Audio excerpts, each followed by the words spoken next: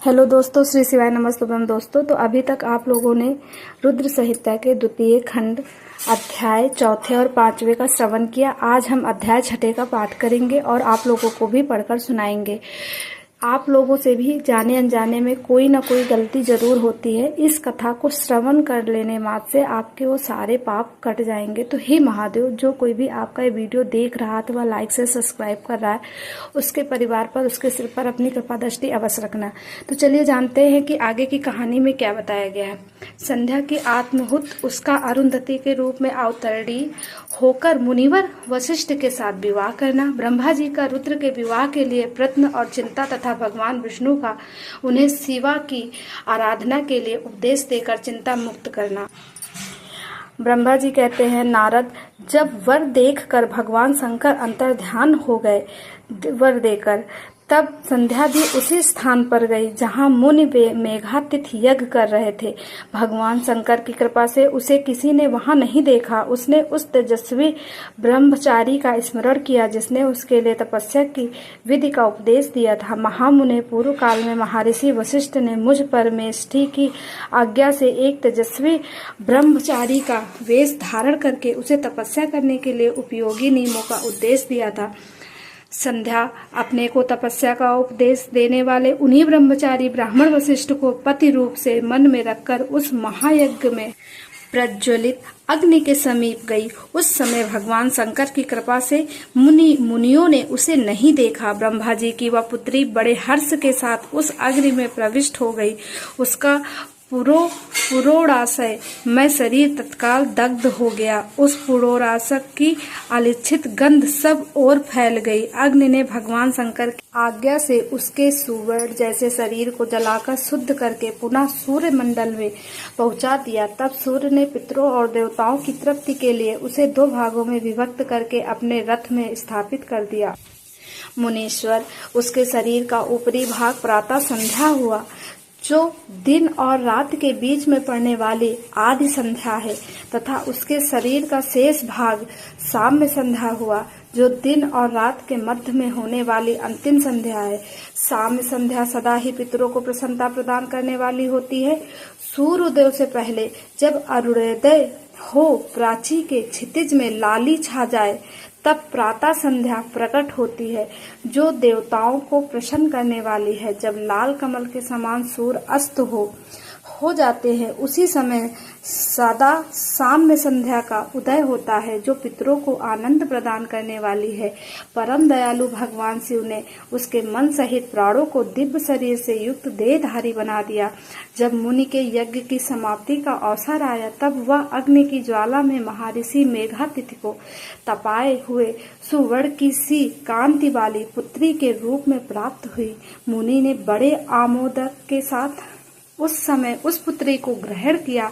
उन्होंने यज्ञ के लिए उसे नहलाकर अपनी गोद में बैठा लिया। शिष्यों से घिरे हुए महामुनि मेघातिथि को वहां बड़ा आनंद प्राप्त हुआ। उन्होंने उसका नाम अरुंधति रखा। वह किसी भी कारण से धर्म का आरोध नहीं करती थी, अतः उसी गुण के कारण उसने स्वयं यह त्रिभुवन विख्यात नाम प्राप्त किया। देववर से यज्ञ को समाप्त करके कृतकृत्य हुए मुनि पुत्री की प्राप्ति होने से बहुत प्रसन्न थे और अपने शिष्यों के साथ आश्रम में रहकर सदा उसी का लालन पालन करते थे। देवी अरुंधति चंद्रभागा नदी के तट पर तापसारण्य के भीतर मुनिवर मेघातिथि के उस आश्रम में धीरे धीरे बड़ी होने लगी। जब वह विवाह के योग हो गई, तब मैंने विष्णु तथा महेश्वर ने मिलकर मुझ ब्रह्मा के पुत्र वशिष्ठ के साथ उसका विवाह करा दिया। ब्रह्मा, विष्णु तथा महेश के हाथों से निकले हुए जल से शिप्रा आदि 7 परम पवित्र नदियां उत्पन्न हुई। मुने मेघातिथि की पुत्री महासाध्वी अरुंधति समस्त पतिव्रताओं में श्रेष्ठ थी। वह महर्षि वशिष्ठ को पति रूप में पाकर उनके साथ बड़ी शोभा पाने लगी। उससे आदि शुभ एवं श्रेष्ठ पुत्र उत्पन्न हुआ। मुनि श्रेष्ठ व प्रियतम पति वशिष्ठ को पाकर विशेष शोभा पाने लगी। मुनि शिरोमणे, इस प्रकार मैंने तुम्हारे समक्ष संध्या के पवित्र चरित्र का वर्णन किया है, जो समस्त कामनाओं के फलों को फल देने वाला परम पावन और दिव्य है, जो स्त्री या शुभ व्रत का आचरण करने वाला है। पुरुष इस प्रसंग को सुनता है, वह संपूर्ण कामनाओं को प्राप्त कर लेता है। इसमें अन्यथा विचार करने की आवश्यकता नहीं है। प्रजापति ब्रह्मा जी की यह बात सुनकर नारद जी का मन प्रसन्न हो गया और वे इस प्रकार बोले। नारद जी ने कहा, ब्राह्मण, आपने अरुंधति की तथा पूर्व जन्म में उसकी सस्वरूप भूता संध्या की बड़ी उत्तम दिव्य कथा सुनाई है, जो शिव भक्ति की वृद्धि करने वाली है। धर्मयज्ञ, अब आप भगवान शिव के उस परम पवित्र चरित्र का वर्णन कीजिए, जो दूसरों के पापों का विनाश करने वाला है, उत्तम एवं मंगलदायक है। जब कामदेव रति से विवाह करके हर्ष पूर्वक चला गया, दक्ष आदि अन्य मुनि भी जब अपने अपने स्थान को पधारे और जब संध्या तपस्या करने के लिए चली गई, उसके बाद वहां क्या हुआ था? ब्रह्मा जी ने कहा, प्रियवर नारद, तुम धन्य हो, भगवान शिव के सेवक हो, अतः शिव की लीला से युक्त जो उनका शुभ चरित्र है उसे भक्ति पूर्वक सुनो।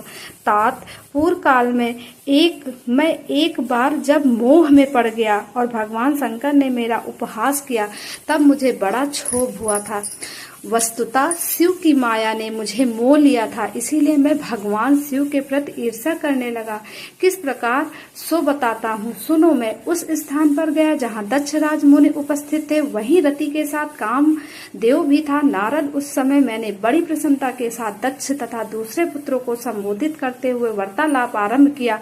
उस वार्तालाप के समय मैं शिव की माया से पूर्णतया मोहित था। अतः मैंने कहा, पुत्रों, तुम्हें ऐसा प्रयत्न करना चाहिए जिससे महादेव जी किसी कामनीय कांति वाली स्त्री का पाणी ग्रहण करे।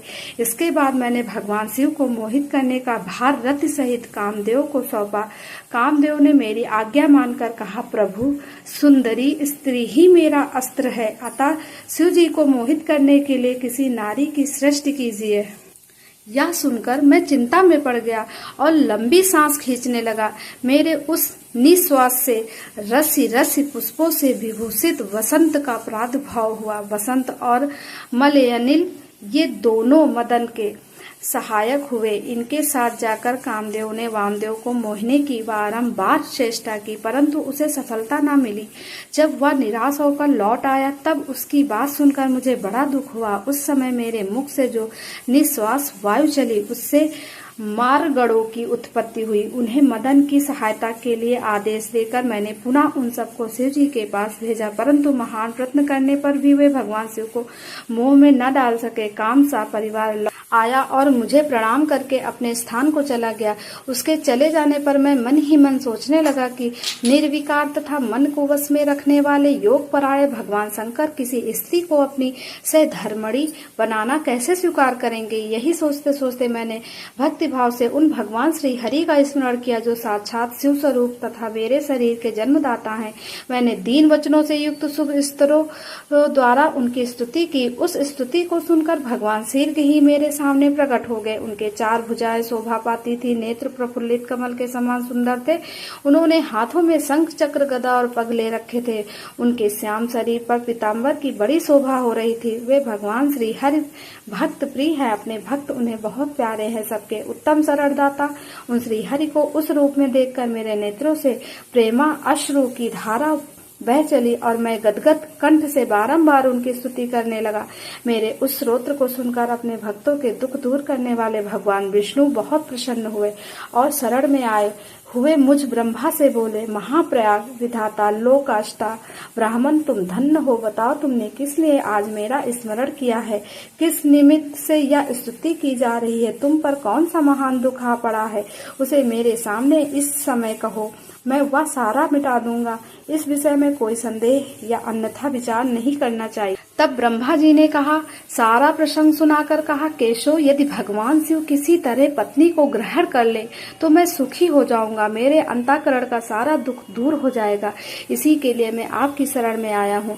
मेरी यह बात सुनकर भगवान मधुसूदन हंस पड़े और मुझ लोकाष्टा ब्रह्मा का हर्ष बढ़ाते हुए मुझसे शीघ्र ही यो बोले, विधाता तुम मेरा वचन सुनो, यह तुम्हारे भ्रम का निवारण करने वाला है। मेरा वचन ही वेद शास्त्र आदि का वास्तविक सिद्धांत है। शिव ही सबके कर्ता, भर्ता, पालक और हर्ता, संहारक हैं। वे ही परातात्पर है, परम ब्रह्मा, परेश, निगुण, नित्य, अनिदेश, निर्विकार, अद्वितीय, अच्युत, अनंत, सबका अंत करने वाले स्वामी और सर्वव्यापी परमात्मा एवं परमेश्वर हैं। सृष्टि, पालन और संहार के कर्ता, तीनों गुणों के आश्रय देने वाले व्यापक ब्रह्मा, विष्णु और महेश नाम से प्रसिद्ध रजोगुण, सप्तगुण तथा तमोगुणों से परे, माया से भी वेद युक्त प्रतीत होने वाले, निरी माया रहित, माया के स्वामी या प्रेरक, चतुर्सगुण, स्वतंत्र, आत्मानंद स्वरूप, निर्विकल्प आत्मा, राम, निद्वंद, भक्त, परस्पर, सुंदर विग्रह से सुशोभित, योगी, नित्य योग परायण, योग मार्गदर्शक, गर्भहारी, लोकेश्वर और सदा दीन वत्सल हैं। तुम उन्हीं की शरण में जाओ। सर्वात्मा शंभु का भजन करो, इससे संतुष्ट होकर वे तुम्हारा कल्याण करेंगे। ब्राह्मण, यदि तुम्हारे मन में यह विचार हो कि शंकर पत्नी का पाणी ग्रहण करे, तो शिवा को प्रसन्न करने के उद्देश्य से शिव का स्मरण करते हुए उत्तम तपस्या करो। अपने उस मनोरथ को हृदय में रखते हुए देवी शिवा का ध्यान करो। वे देवेश्वरी यदि प्रसन्न हो जाए तो सारा कार्य सिद्ध कर देंगी। यदि शिवा सगुण रूप से अवतार ग्रहण करके लोक में किसी की पुत्री हो, मानव शरीर ग्रहण करे, तो वे निश्चित ही महादेव जी की पत्नी हो सकती है। ब्राह्मण, तुम दक्ष को आज्ञा दो, वे भगवान शिव के लिए पत्नी का उत्पादन करने के निमित्त स्वतः भक्ति भाव से प्रयत्न पूर्वक तपस्या करे। तात, शिवा और शिव दोनों को भक्त के अधीन जानना चाहिए। वे निगुण परम ब्रह्म स्वरूप होते हुए भी स्वेच्छा से सगुण हो जाते हैं। विघे, भगवान शिव की इच्छा से प्रकट हुए। हम दोनों ने जब उनसे प्रार्थना की थी, तब पूर्व काल में भगवान शंकर ने जो बात कही थी उसे याद करो। ब्राह्मण, अपनी शक्ति से सुंदर लीला विहार करने वाले निगुण शिव ने स्वेच्छा से सगुण होकर मुझको और तुमको प्रकट करने के पश्चात तुम्हें तो सृष्टि कार्य करने का आदेश दिया और उमा सहित उन अविनाशी सृष्टिकर्ता प्रभु ने मुझे उस सृष्टि के पालन का कार्य सौंपा। फिर नाना लीला विशारद उन दयालु स्वामी ने हंसकर आकाश की ओर देखते हुए बड़े प्रेम से कहा, विष्णु, मेरा उत्कृष्ट रूप इन विधाता के अंग से इस लोक में प्रकट होगा, जिसका नाम रुद्र होगा। रुद्र का रूप ऐसा ही होगा जैसा मेरा है, वह मेरा पूर्ण रूप होगा। तुम दोनों को सदा उसकी पूजा करनी चाहिए। वह तुम दोनों के संपूर्ण मनोरथ की सिद्ध करने वाला होगा। वही जगत का प्रलय करने वाला होगा। वह समस्त गुणों का दृष्टा, निर्विशेष एवं उत्तम योग का पालक होगा। यद्यप तीनों देवता मेरे ही रूप हैं, तथापि विशेषता रुद्र मेरा पूर्ण रूप होगा। पुत्रों, देवी, उमा के भी 3 रूप होंगे। एक रूप का नाम लक्ष्मी होगा, जो इन श्री हरि की पत्नी होगी।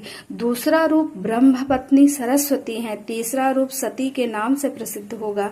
सती उमा का पूर्ण रूप होंगी, वे ही भावी रुद्र की पत्नी होंगी।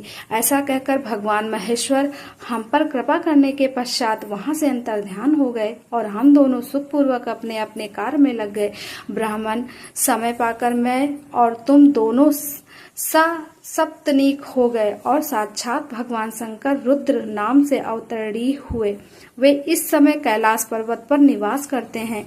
प्रजेश्वर, अब शिवा भी सती नाम से अवतरणी होने वाली है, अतः तुम्हें उनके उत्पादन के लिए ही यत्न करना चाहिए। ऐसा कहकर मुझ पर बड़ी भारी दया करके भगवान विष्णु अंतर्ध्यान हो गए और मुझे उनकी बातें सुनकर बड़ा आनंद प्राप्त हुआ। तो यहीं पर 6ठा अध्याय समाप्त होता है। श्री शिवाय नमस्तुभ्यं।